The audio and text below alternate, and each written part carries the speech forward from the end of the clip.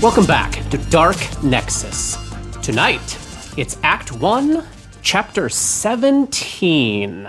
All right, so we're still in the records hall after last week's role-play heavy session. A lot of stuff came up, which was totally unsurprising given we actually got a whole bunch of information dug up about these characters recently. We got to hear about Dora's experience and her understanding of this entity named Tima, which Dora calls a dark passenger sharing her body. And you actually briefly talked to Tima, who insisted that this body is actually hers and that Dora stole it.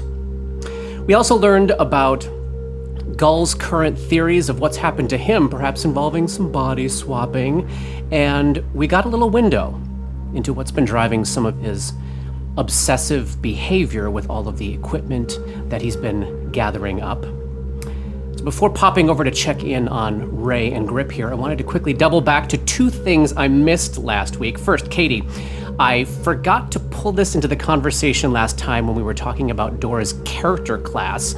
We've been a little cheeky and sly about it, kind of only really hinting at it, but the word came up in Chapter 15, so let's talk about it real quick for those who may not know what it means. What is Dora's ancestry? Dora is an Aasimar, which is a native outsider, is technically her classification. And Aasimars are born usually to humanoid families. Typically. But they have some sort of celestial ancestry or part of their bloodline that comes up almost randomly, generationally. Yeah, there's like an angel or an Azata or something in the background of this family. It's a cool little... Yeah, you get a bunch of cool shit, yeah, so tell us about what you get. I get celestial resistance is the really, really useful one. So I have acid, cold, and electricity resistance 5, which means I ignore the first 5 points of damage from any of those sources. So cool. And I traded in my once-a-day light spell for a thing called Incorruptible. It's I haven't used it yet. It's like a spell, once per day spell-like ability called Corruption Resistance against Evil. Once per day I can cast that, and it on myself, and it lasts an hour per level, or on somebody else, and it lasts 10 minutes per level. It's like a limited protection from evil spell. I'll go into the details when you cast use it. Yeah. And I get like diplomacy and perception bonuses for being an Aasimar. Nice. Yeah, it's very, very, very cool. So some of this sort of sideways describing about the unusual nature of her skin and her hair, we can flat out now say like her hair is actually metallic. Her skin tone is actually metallic. There is something otherworldly about her. And I'm also kind of picturing too, because you're coming out of this horrible torture dungeon basement, and you've got your body has obviously gone through some terrible experience that we don't know about yet, and that maybe some of this shine and luster is coming back to you as you're reawakening up. And so I'm picturing her getting a little more glowy, a little more metallic. You can picture her that way if you wish. I remember when I painted your mini, I kept saying, but you don't want me to use metallic paint. And you were like, no, I do. Thank you. I was being so sly. And Johnny, just for dramatic purposes, I ended the session where I did last time, but there's actually a little bit more at the end of the file that corresponds with Gull's body. Do you want to give us that last little bit, a quick read for us? I know you found it interesting when you saw it. Absolutely. Development, 16 Lamachan, 4718, patient was observed by head nurse Deliad to mutter, hide yourself, in the Varisian tongue, repeatedly overnight, changing pitch, timbre, tone, and dialect with each utterance. Interesting. Do you have theories about that you want to throw in now, or you want to sit on them for a sec? I have theories about it, but knowing that we did such a big role-playing thing last time, I want to wait for a moment that seems a better moment to bring this up. Great, we'll come back to it. So, we heard a lot from Gull last time, and we checked in extensively with Dora on what she's going through. So before we continue our exploration, I just wanted to take a sec and check back in with sort of close the loop on Ray and Grip here. Polly, we know what Ray was feeling when he started the session. How's he processing what came up? I know in the reality of our fiction here, he kind of retreated, but where do you think he's at? Well, something interesting happened in the gameplay because we had this huge break at that moment in time, and I knew how I thought Ray should react to that. And right when I grabbed him and said, "Who are you?" for Ray, meeting like the cold eyes of someone who doesn't recognize you, probably feels, or it has already expressed some disdain, or some tone, we'll say, and slipped a pistol into my belly. And I just feel like so lost at this moment. Also trying to deal with the fact that the mom lady is my mom, I think. Yeah? Not according to these records. But I have the same last name as Gull.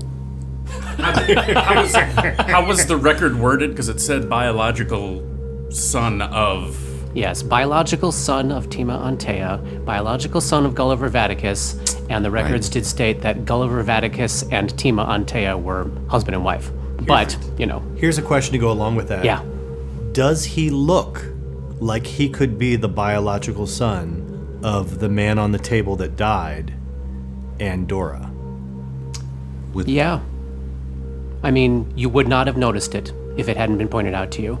And knowing what we now know about Dora's body and that there is outsider blood in it, these bloodlines are prone to bizarre changes in appearance. Like these characteristics that Dora's body has were not characteristics that presumably both of her parents had. This just popped up out of nowhere. So there are certainly elements of that as a element of what may be going on that could sort of explain why he may not have immediately looked like he has any relation to the body of Dora. So Ray's, I don't know how else to put it. Does that seem like a fair way to put it? Okay. So Ray's just touching the rotting flesh on his face, feeling kind of rejected by both father and mother figures, but so strange, right? Because they aren't. So that's where his headspace is right now. Awesome. And how did Grip, do you think, process the nonsense last time? Also having a year to think about. This just happened. I had this picture of Grip immediately feeling like he was lied to, actively lied to.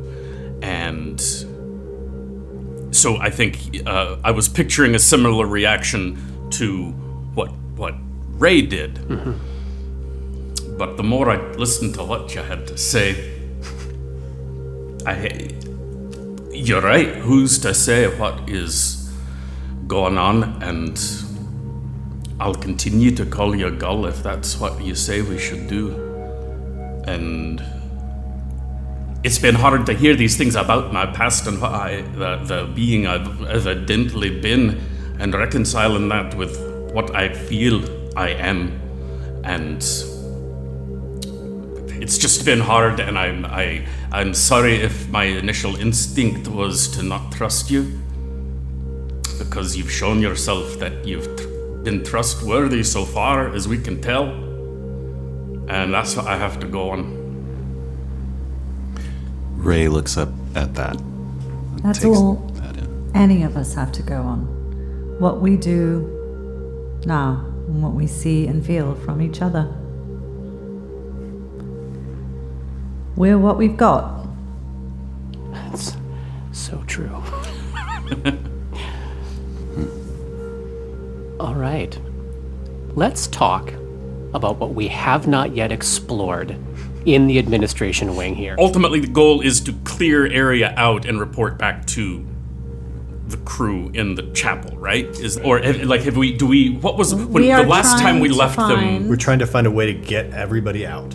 Okay. Right, and we believe we have to go through here to get to, I think, the crypts or catacombs, which might lead to an exit that wouldn't involve the far courtyard. enough away. You had sort of two clues to go on. Yeah. One was Administrator Lissandro might have information. You found her office. We're still in the middle of figuring that shit out. Yeah. The other clue was that there's this entrance to the crypts in the east courtyard, which is not where you are. You briefly checked it out in chapter 14. Gull heard flying shit. You all kind of freaked out, closed the door, and said, nope, not today. Thank you very much. So it would behoove us to find out anything we can about Dr. Lissandro and what happened in her office, if there's more to find out here, and anything on Oliver Zandalis, who is probably making all this weird shit happen. And obviously, this wing has proven so far to actually be a source of information. Like, Yeah. nobody's had information yet. None of the people in the chapel know you, know really much about anything that's going on. And we never acted on any of the ideas we had about the possible body in the We did not. rainbow fountain, right? Not yet. Okay. Not yet. Okay. We were saying that we were going to wait till tomorrow so that Dora could. Right. Okay. All right. Thank you. Oh, yeah, to do more psychometry, Psychometry on possibly. the Or area, detect yeah. thoughts or something, yeah. I could do detect thoughts now if we want to go back there, but Well, we'll probably have to go back that way yeah. anyway. So. So let's talk a little bit about what we haven't explored in the administration wing. You'll recall there's this narrow, low-ceilinged hallway running about 50 feet east out of Dr. Lissandro's office, and it has 5 doors in it. The 2 doors on the north side of the hallway both lead to personal effects storage. Now, Grip has been in that room through the easternmost door, but only super briefly, and also while he was punching through people's skulls and dodging crowbars. You have not yet walked around the space and actually checked it out. There are 2 doors on the southern wall of the passage. The westernmost of those 2 leads to the records room where you're at, which we now know contains patient records. There's actually another door inside the records room. You see that? Yeah, on the west. I'll tell you right now, it's locked, and we have not been through there yet. Back in the hallway, there are 2 more doors yet that we have not done anything with. The other door on the southern wall was closed, as was the door on the east end of the hallway. It's been a while, so let me remind you that that door is leaking rivulets of blood. Out the bottom, out the sides, out the top, defying gravity and spreading out on that wall in a fairly disturbing way. But not like running on the floor. Nope, just kind of Anyone like say charming. haunt? perhaps. So that's what's left around here, if any of it is of interest. And I'm guessing we probably have some healing to do as well, because I don't think we healed anybody except for Gull. I do have an interest in the personal effects place. Yeah, I got like a giant crowbar gash across my face with broken nose and some teeth that are not quite in. I'm down 7. I can do a positive energy burst. Excellent. Ray clenches his fists. The air glimmers with white, silvery light. Not much. 2. I'll do that again Zoom. for 3 more. So that's 5. Total of 5. I got 1 more of those left. Where's everybody sitting at? I'm at 22 of 24. Nice. I'm down 3. All right. What do we want to do? Should we look for records of Oliver Dandleth? Unless we know from detecting thoughts or overhearing other conversations that they've already taken those, I do think we should look for them. You do not know that. Okay. But now at this point, you've probably spent a couple of hours going through this mishmash between looking for your own records and then that second search looking for the records on Gull's body.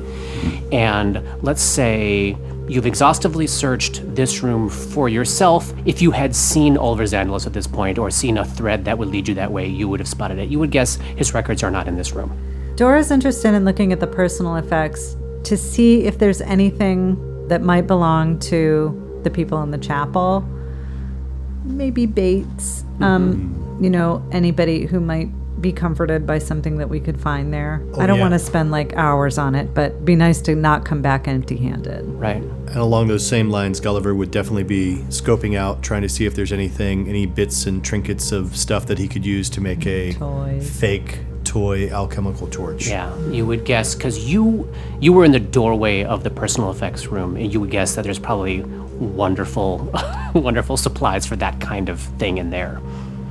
So you want to start out there, personal Yeah. effects?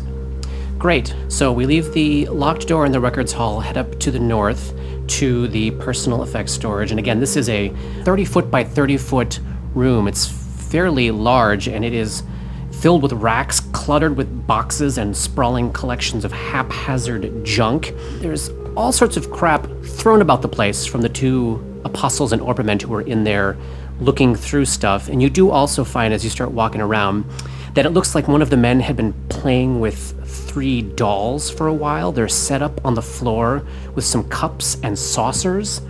They're these old, faded, lacy, Victorian-type dolls with cracked ceramic faces, and the eyes have been plucked out. No. Dora is going to cast Detect Psychic Significance. You're probably fairly overwhelmed. Yeah. Nothing of campaign interest is going to pop up to you, but this is a room filled with all of the things that people were carrying as they left behind and all life to spend the rest of their days here. This is long-term storage here. You notice as you come in, halfway up the right side of the room on the eastern wall, there is a hole bashed through the wall between 2 of the giant shelves, like someone bashed into this room from the east. So there's detritus of stone spread out into this room, and kind of a hole that's about the size for a human to crawl and squeeze through. Just look, as you just first catch sight of it, you can see a couple of like garden shovels, as though people beat through this wall to get in here with... To avoid using the door that's bleeding. Possibly to avoid the bleeding door. Okay. And We have a way in then. give me some perception checks as well as you're scoping out the room. 27. 12. Also 12. I'm not going to do better in a 27. So it's Dora that comes up with, as she's very carefully going through some of the items on this shelf, she comes up with 2 small bubbling vials that immediately register magical auras. And you found 2 magical potions among everything else.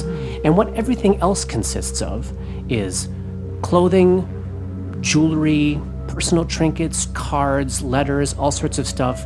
None of it is valuable. It's like they wouldn't have... But it's clothes.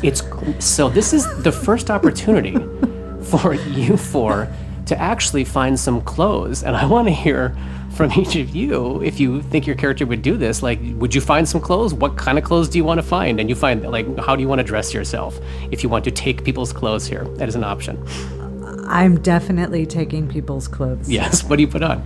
I'm comfortable, Yeah. loose fitting, but not, to catch on things. Mm-hmm. But like covered, Yeah. simple, and able to move. So, as has come up at some point, the fashions in this country at this time are very gendered. So if Yeah. you want So- closed size for a woman, they're going to be dresses, It's okay. or you can find some comfortable, smaller man's clothes if you want She's pants. pretty tall. Oh, that's right, yeah. So yeah, if she can find pants that fit So trousers, sure. and a tunic, Yeah. that's what she'd wear with her cat skin boots. Skin boots. She'd put the tuck the pants into the boots, But she wants to be able to move Yeah, great. So Dora without shame. is wearing clothing for the first time this campaign. Who else? Who's got an idea here? Yeah, Gull would definitely be rifling through trying to find something that would fit his sort of very slender frame. Yeah. I think he would try to find something, I don't know, I have this image of him wearing things that are both sort of that have places to hide stuff.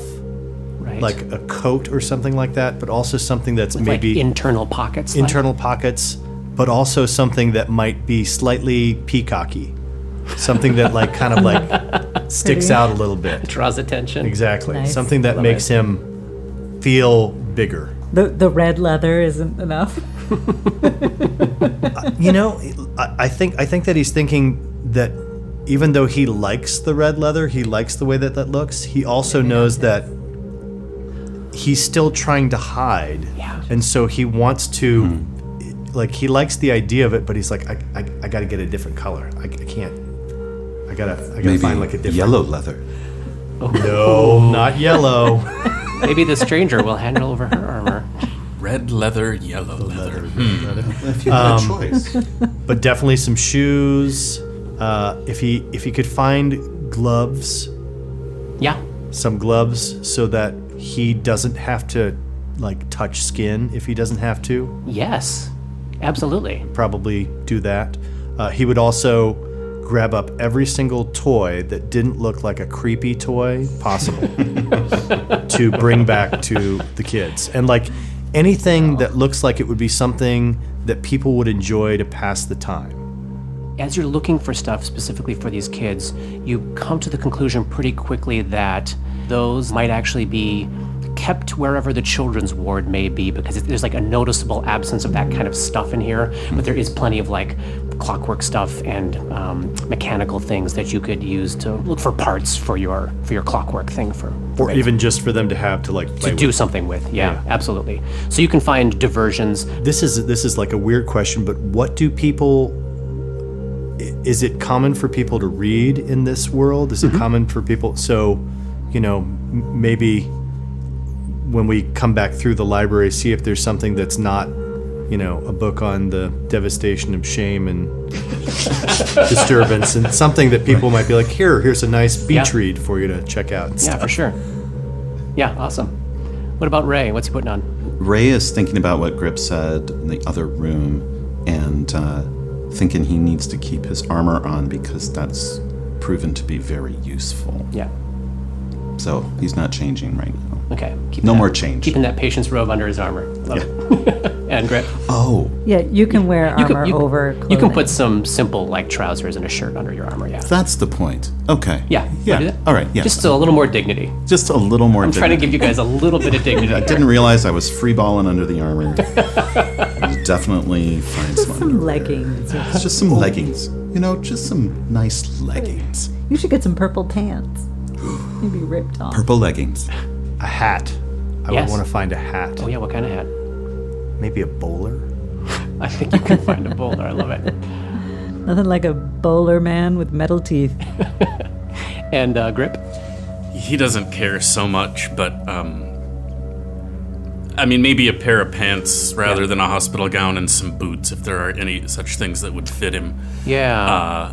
But other than that, he doesn't care about anything else. Yeah. You can find some boots. Great. So I'll hand those potions over to either Gull or Ray or whoever's. Detecting magic on them. Can I find out what they are? You can. So you can open up those senses to magical auras. And give me some spellcraft checks. Okay. 16 on the die plus 6. That's a, 22? The first one is a vial of silver sheen, which is a shimmering paste-like substance that can be applied to a weapon as a standard action. It gives the weapon the properties of alchemical silver for 1 hour, replacing any other properties of special materials that the weapon might have. One vial will coat a single melee weapon or 20 units of ammunition, which would include bullets if we decide to go that way. So you can basically make a single weapon or some ammunition a silvered weapon, Wow. which is very cool. Silver bullets. And give me a check on the other one. Can you use that on natural weapons? Or is that... Boy, I don't see why not as I read this. Let's so, save yes. it for the werewolves. And 10 plus 6, 16. This is oil of a line weapon. It will make a weapon chaotic, good, evil, or lawful as you choose. Wow. Yeah, That's very powerful. it is very powerful. For, in this case, 3 minutes. One weapon, 3 minutes. I'll carry that. Everybody's looking at Grip.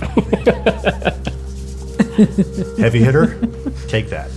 Who's got the silver sheen? I think Gull should take it. I think so too. Silver bullets. Classic.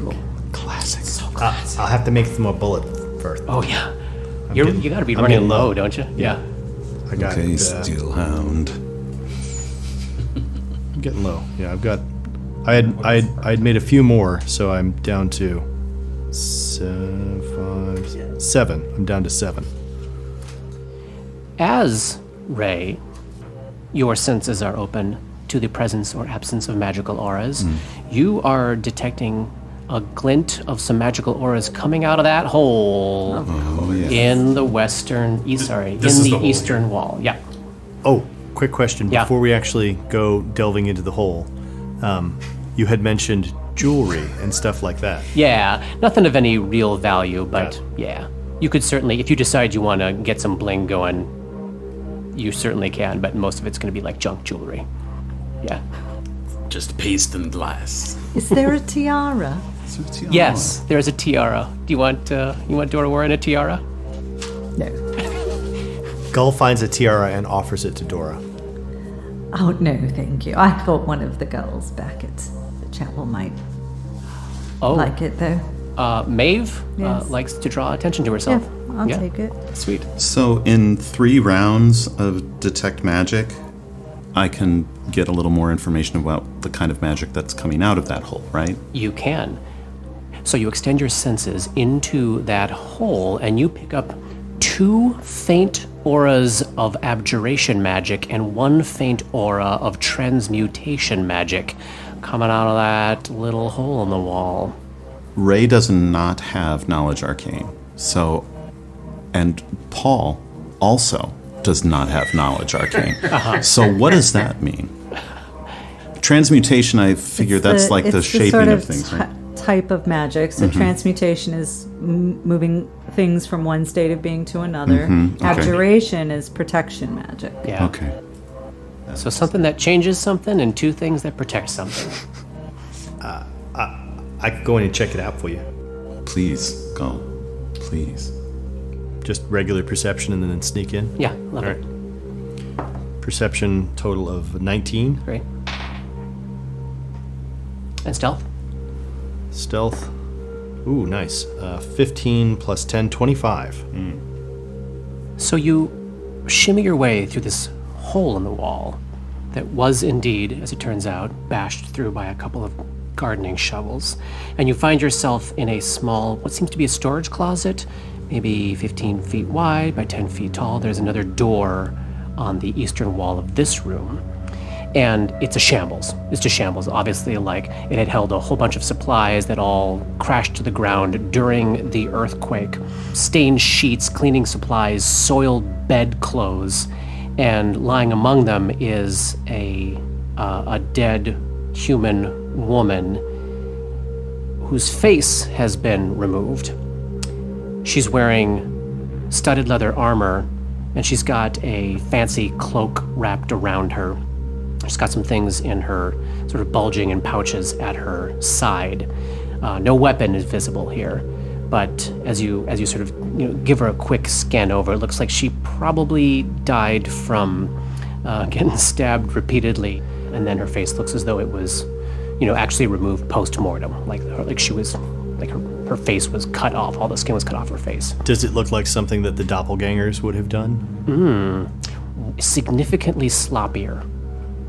Like, what those doppelgangers was doing was, as Paul described it, the OCD of a surgeon. This looks like... They were just trying to make sure no one recognized her. Or just like people in a frenzy ripping skin off. Oh, okay. Yeah. Looks pretty gruesome. Would I be able to drag her into the other room? Oh, yeah, I think you would, for sure. So I'm going to listen at the door first. Yeah, give me a perception check. 19. You hear a hollow, high-pitched wind and a wet, sloshing churning of liquid. Maybe like a small stream 10 feet away or something from the closed door that you're listening at. Something that might, say, cause like a flow of blood through a door on the walls, ceiling, and floor. I like where your imagination is going, but I don't know. You don't have more information than what you hear. Gull is going to leave that door alone for now. I like it. And he is going to carefully and slowly drag this body back. Great, done. You can pull her back into the personal effects room there. So what's radiating magic is her cloak, and she has 2 other potions on her person. You want to give me some spellcraft checks there, Polly? Natural 1 on the first one. The cloak is a mystery to you. Wonderful. Natural 6 plus 6 is 12. The first potion is a mystery to you. Natural 9 plus 6 is 15. Unknown. I can make checks on the potions. Great. First potion, alchemy, is 17. Unknown. Okay. And then a 22. The second potion is a potion of protection from evil. This is cast at first level. It would last for 1 minute. And this is a potion that would ward the drinker from attacks by evil creatures, protect against mental control, and from summoned evil creatures. Is the armor better quality armor than the armor that I'm currently wearing? It is not masterwork, so it is the same, but it is normal sort of dark brown leather rather than being that daredevil red. So right now that would give me a +1 to my armor, -1 armor check penalty, and it would be 5 more pounds of stuff. Gulliver is gonna push it to the side because even if he decides not to use it, Yeah. somebody back there might be able to use it. Someone back in the so It's he's definitely way better than anything anybody has except for Winter or Valston, for sure. yeah. So Awesome. Should we put it in the pack? Oh, in the haversack? Yes. would we be able to mess with the cloak at all to try to see if we could figure out what it does? Anybody trained in use magic device? As you put it on, you don't notice any visible effects and you don't feel anything. But if anybody wants to keep it on, just let me know who that is. I would Yeah. I would want to try it, seeing that it looks like someone who is sort of a more stealthy person. Yeah. He's gonna see if it does anything involving stealth. Oh, great. So you're going to sort of stalk around the room and see if anybody notices anything different. Nothing different that you notice. Okay. If I cast resistance on him, would it be useless? Is there any way to tell? We'll have to find out. Well, wait, did you say 2 things of protection and 1 thing of transmutation? Correct. Okay. So the other potion is The cloak is radiating abjuration magic. Then, Johnny the player knows what this is. yes. Gulliver does not. Although does knowledge spellcraft, is that something that you could make any kind of guess about? Are you that trained sort in of- knowledge arcana? I am not. Are you? Yes, Want to make a check? I do. Natural 1. It's a cloak. You And know it seems of to be abjuration. radiating you know that abjuration it magic. provides some sort of protection. I don't think it would be meta for you to assume that it would be safe for one of you to wear it and that it would do something good. But beyond that, we don't know yet. I almost feel like we should roll for it because I don't feel like I could. Yeah. Yeah, let's roll for it. Let's roll for it. It's a 20. Our first roll off. Hey. 17. 6. 11. 14. Okay, looks like Ray's getting a cloak. So basically, anytime anything happens, till you figure out what that is, remind me you're wearing this cloak. Who do we least want dominated? Everyone is booking it. all eyes went to Robert. So too. Yeah, no. Yes. And who already has to deal with. Don't you take that potion of My will protection saves are from pretty me. strong, though. I don't know. What is it, a big -1? Is that right? No, I think that one, I made intelligence the minus, but it is a big fat 0. Okay. Much like my fault save. I cheated a little on me dimming him down. I'm like, let's see, intelligence has no saves associated. We'll make Right, that right. the 8. Right. Although second Yeah. best is probably the person that heals all of us all the time so that bad things don't happen to him. I'm already Johnny ready. talking to me. Yes, talking about you. It's just looking over my sheet. The one who keeps us alive. Yes. Meat shield. Do you want to carry the unknown potion? Sure. Cool. All right, so we've got this storage space, this collapsed storage space with some creepy sounds on the other side of it. Then we have this other door on the southern wall in the administration hallway, and that locked room in the back of the records office. How about the locked room? Yeah, let's go check out the other room. Excellent. So we head back to the office there. You want to pull up those lockpicks, Mr. Absolutely. Gull? I also want to check for traps first, just because who knows. 15 plus 9, perception traps. Does not seem to be trapped. And then disable device. Oh no, that's a terrible, terrible roll. So I fumble it. So the first attempt to pick this lock provides a source of embarrassment and shame as the rest of you all lurk over him, watching him carefully fail. Can you guys light up? Can you guys kind of just back up a little bit? Should we turn around and not look at you? Yeah. don't- You got the skull. Can someone make some noise? Are you giving him a guidance? Someone Was that pee was? in the Yes. corner. Think about running water. I'm gonna give you a +1 on that. There we go. 17 plus 9, 26. Excellent. With ease, you pick the lock, revealing another smaller records room, crowded with filing cabinets, except for one space on one wall where there's a battered old painting of a somber, leaning gray stone tower. But it's another room filled with records with a painting upon the wall. Is there a history check to be made on that painting? Oh, go ahead and make it. Detect magic. 24? Yeah, you would know what that is. I don't know what it is. Let's decide together what it is. Oh, So what is this it is, tower? it is, obviously it's in Ustalov, Yes. and it's hidden in a small records room, which may have once been someone's office. That's the land of their ancestors. So it's a painting of a tower.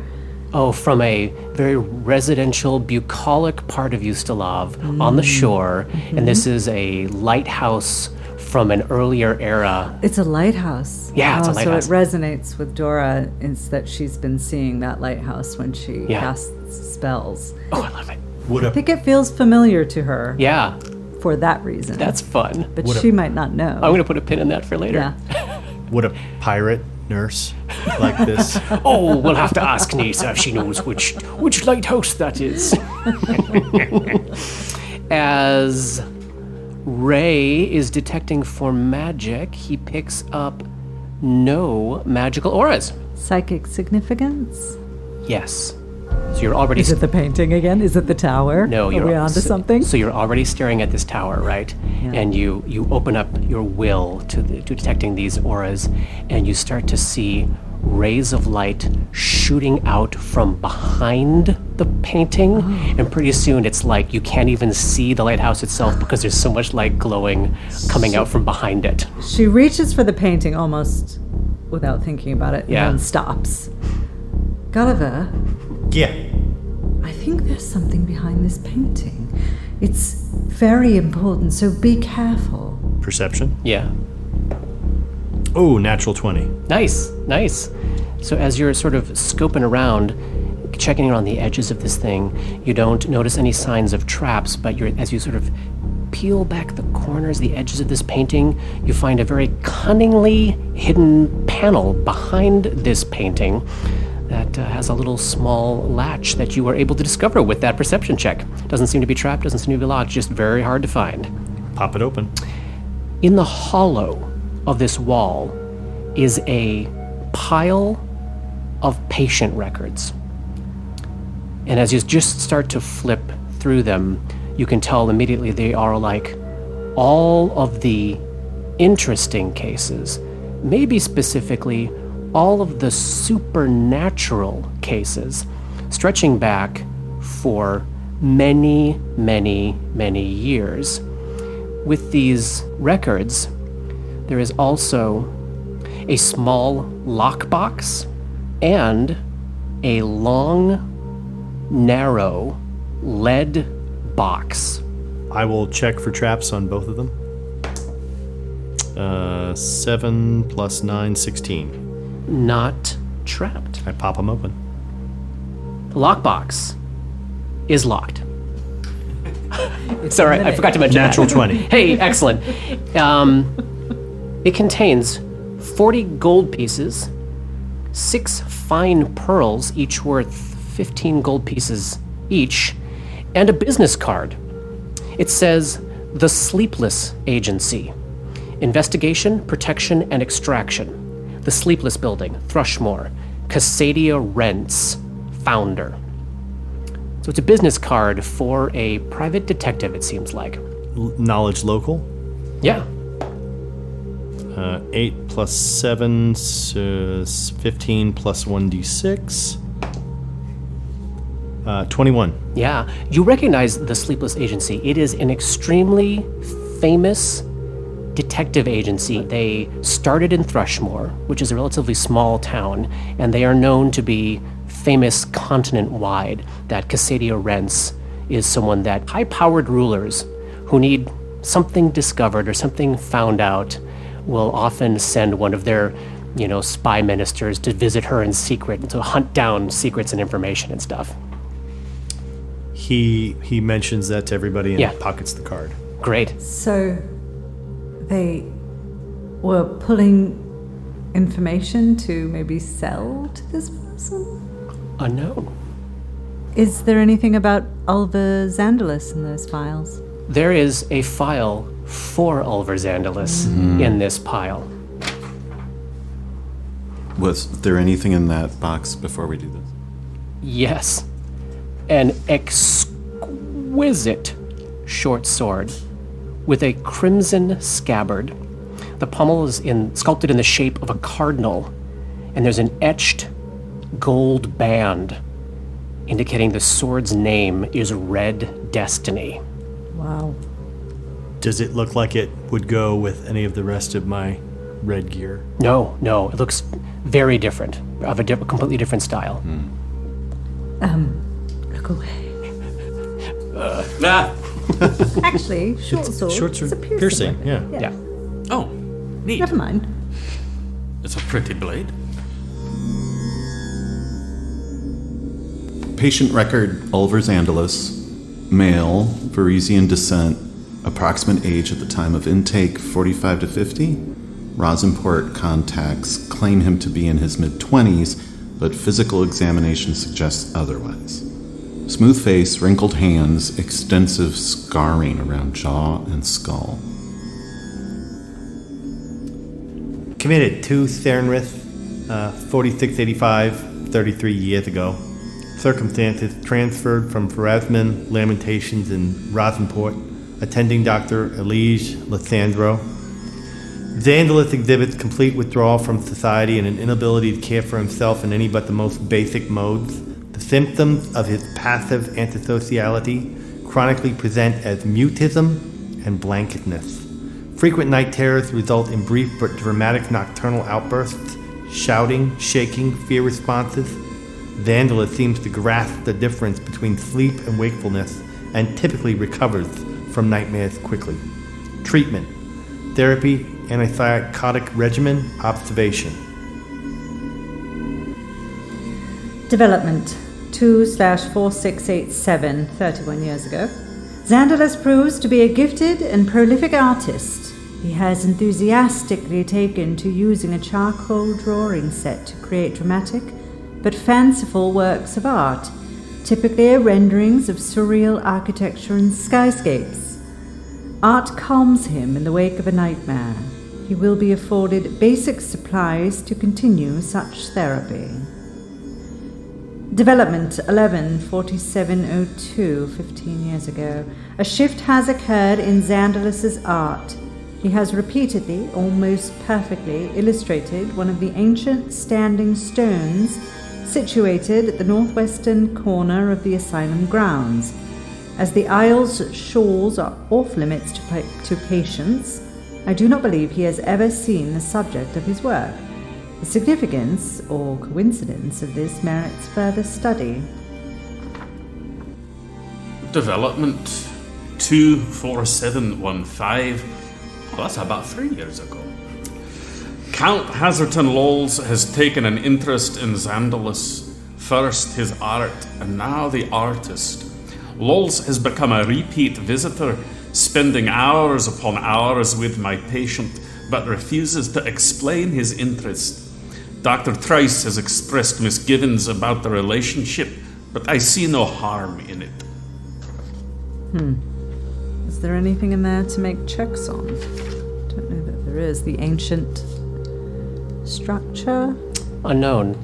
So the big pieces of information to take away from there is this whole art therapy storyline, that he had been in a perpetual state of mutism and blankness until he was given charcoal, whereupon he started drawing these surreal cityscapes that he was apparently seeing inside his dreams.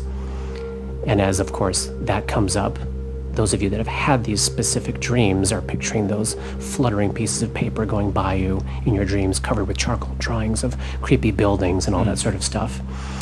And the paint in Yes. the hallway. Red paint.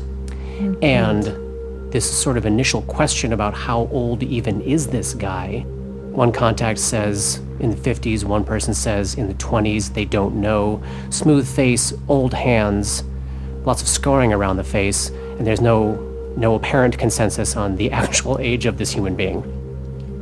And then that last thing, in the 3 years ago, is this notion that Dr. Trice was apparently uncomfortable with Hazerton Lowell's interest in Oliver Zandalus. But we do know Zandalus was prominent. We'd had a knowledge check on the name earlier. Found out he was An explorer. associated with the university, but he would like hook people up with expeditions and No, he was not prominent. His name not. just was remembered from a list of people who went on these famous expeditions. okay. That he was associated in some way with the Cinquemacti School of Sciences, and that was basically, like, as I recall, the knowledge check was very high, and to even remember this insignificant person's name among these lists of people who were going on these expeditions sort of indicated that however Gull's mind worked, it was about cataloging information, right? He was remembering names very specifically. Right. but those expeditions are associated with a time 40 years ago? Around 20, 40? around the time of Oliver Zandalus's intake. And am I remembering this totally wrong, or is there a connection to Zandalus and the Crying Man? Zandalus, as far as we know, is the crying. Okay, that's what I thought. But then I was like, Yeah. This is a weird But question. certainly some confusion about that fact too, because it's all, you're experiencing someone who looks like how Oliver Zandalus has been described. So that's the connection, yes. The extensive scarring around the jaw and skull, Yeah. what did that present as when we saw the Crying Man? You did not notice that. Okay. Yeah. The face of the person who the body that I dragged in, Yeah. does that look like, in terms of how the face has been taken off, would that be scarring around the jaw and skull? Like, I'm trying to see if there's any kind of match-up to those things. Well, it does look as like maybe somebody had fun with trying to make a mask of human skin for themselves and took the face off. Great, okay. And so there would certainly be a line right around the jaw if someone took their face off. That's strange that he has this smooth skin, but his hands and the rest of them look old. And here's this body that, looked like somebody took the face off of it. There seems to be a lot of people eating people's faces and things here. Too many. Really, one is too many. Yeah. Does anybody want to check out this Sword of Destiny? You want to detect magic there, Ray? Yeah. It glows with magic. Spellcraft check. Give yourself a guidance. Yeah, why not? We're free. Sure. That would be an 18. Unknown. Oh. This sword is too powerful for you to determine what it does. It is clearly an enchanted weapon of some sort, but the magic is stronger than anything you have thus far experienced in this campaign. I explained that in appropriate terms to Yes. my game players. Can anybody actually use a short sword? Because I can't. I can. Can't I? Yeah. And it's piercing, you say? It is Piercing. piercing, yes.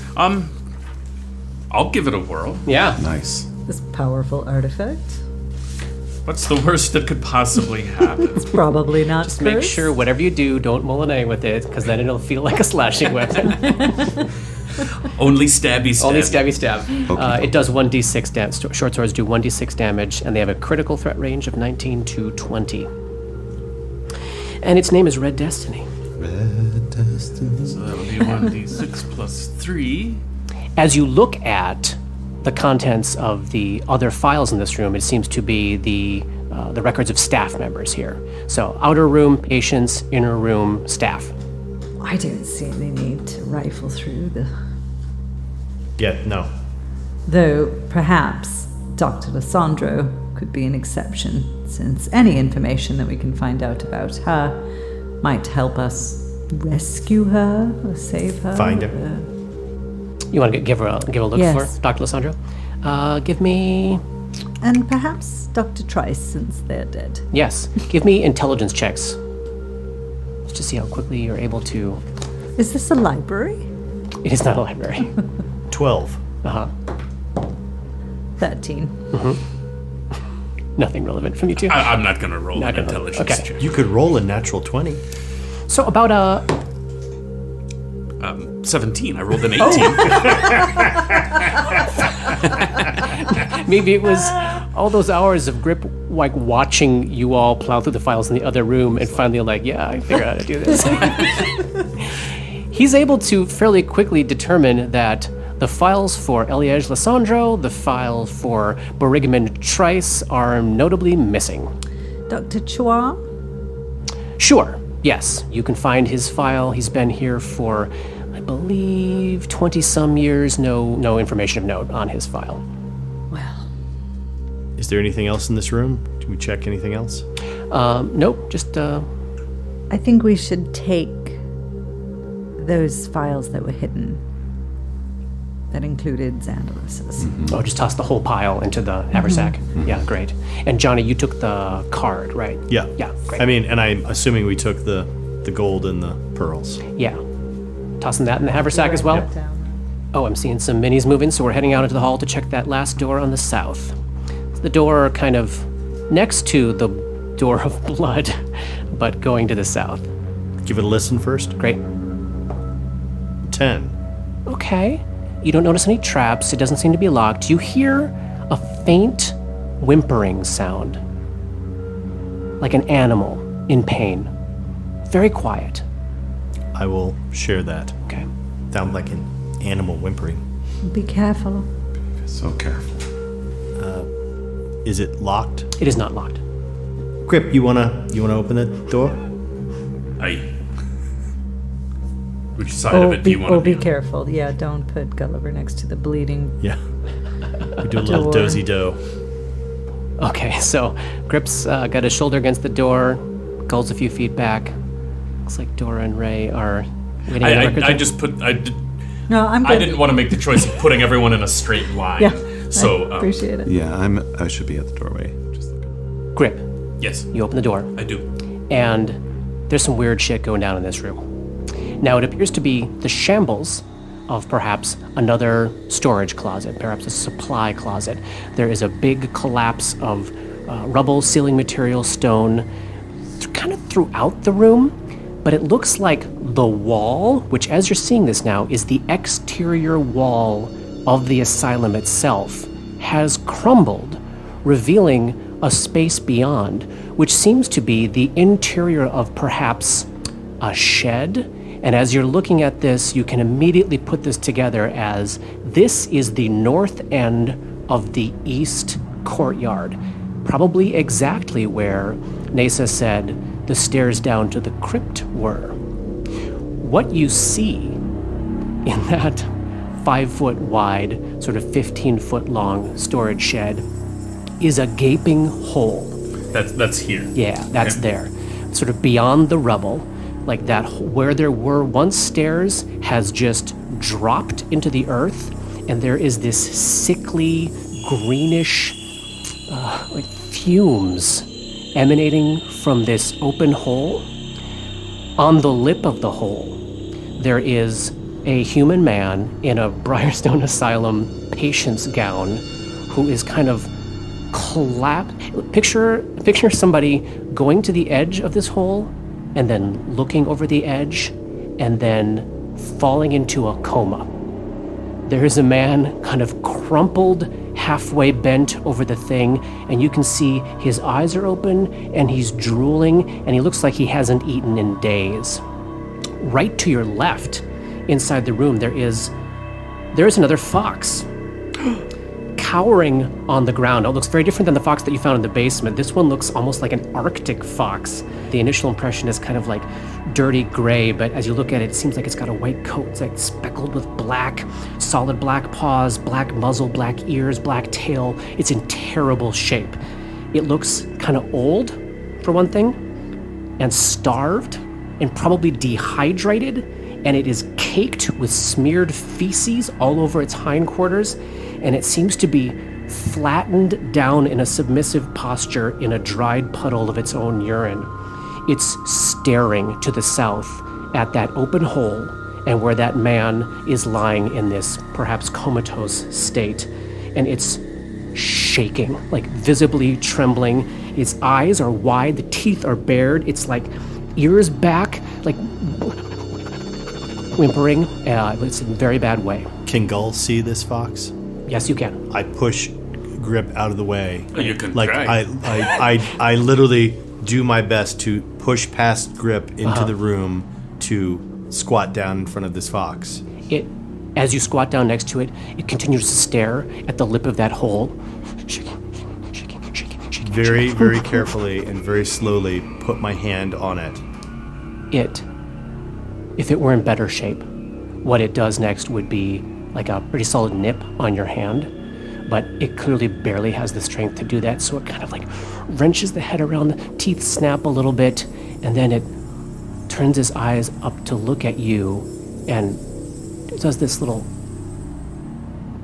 head shake, like kind of almost coming out of a trance, and then looks back to the hole, looks up at you, looks at the man at the edge of the lip, looks up at you, and just leans its head, like exhausted, near death, against your leg. I will pick it up. It allows you to. I will pick it up and move back out of the room. Okay. And anything that I have, do I have any water with me, like from the water that we would have saved from the boiler?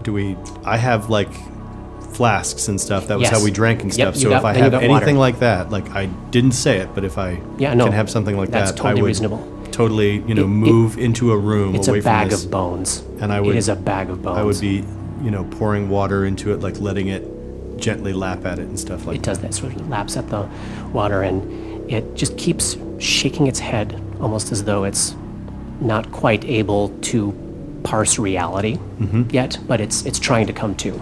And I will totally be just sort of mumbling to it and like softly whispering to it and stuff, and I just walk away from the guy at the edge of the thing. Yeah. All right, Grip. Then I will, as he's doing that, I'm going to, hello, can you hear me? Trying to see if the guy is responsive at all. No response. Just blankly staring, drooling. Is he breathing? Yeah, he's breathing, but fitfully. Kind of like the fox, like in little fitful bursts. I'm going to just slowly kind of inch towards him, and so I feet this way, head off the ledge. Head looking over the ledge. So I'm not going to go all the way to the ledge yet, but I'm just going to just shake his foot a little bit just to see if there's any. No response.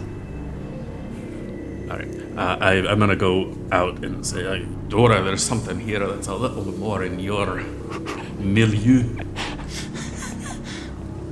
So at this time, Dora, you've seen the fox, and just by simply looking in that room, you can see from across the way. You can see the body. You can see his eyes are open, and you can see this green mist coming Is there a out of- smell or anything to the mist? Yeah. So picture like kind of a fungal quality mixed with metal, like brass, mixed with something sickly sweet. Reminiscent of the cake smell at all? Or No, but equally weird, the combo. Like, that combo of something rotting with something chemical with something sweet. It feels just very alien and unnatural and wrong. Dora will attempt to detect the man's thoughts. I might use that corruption resistance on myself before I get any closer. Or maybe on him. I'm less worried about him, to be honest. He's a source of information right now. So you want to detect this man's surface thoughts. Okay. Are you casting corruption resistance? Yes. So, this is obviously a terrifying scene in front of her, and so she lets all that fear in. She just opens the door, and then she imagines a cocoon being woven around her, from the feet up, and casts the spell. Tell me what this does.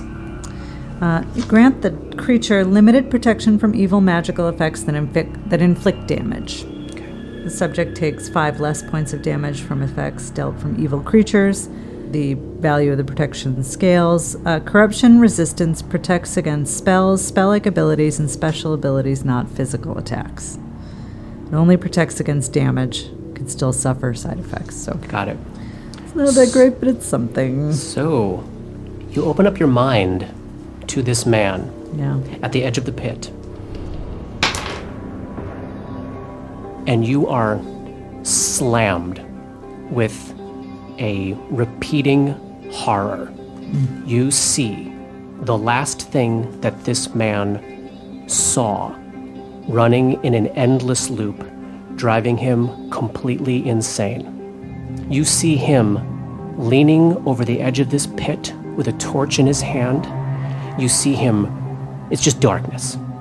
You see him drop the torch, and then you watch it in this slow motion loop as it falls, and you see this green mist parting as the torch falls. You can tell he's at this point in this when this happened, he's leaning forward, not believing how far down it's going, falling. The torch drops 100 feet. The torch drops 150 feet. And then at around 200 feet, it lands on something. And he gets a 20-foot window of vision on a piece of a creature that is so large, simply seeing a piece of it drove him insane. It is like he understood that he was looking at the segment of some sort of worm-like creature, but it was so vast that as his brain tried to imagine seeing that in real life, it would extend beyond the horizon. It's so big. Give me a will save, and we're going to check your sanity here.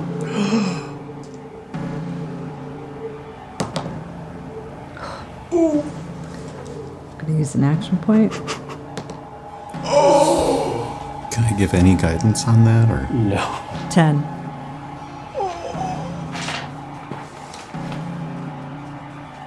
Dora takes 17 points of sanity damage. Oh my. And that's the end of chapter 17. Why did you look in his mind? What have you done? What have you done? 17?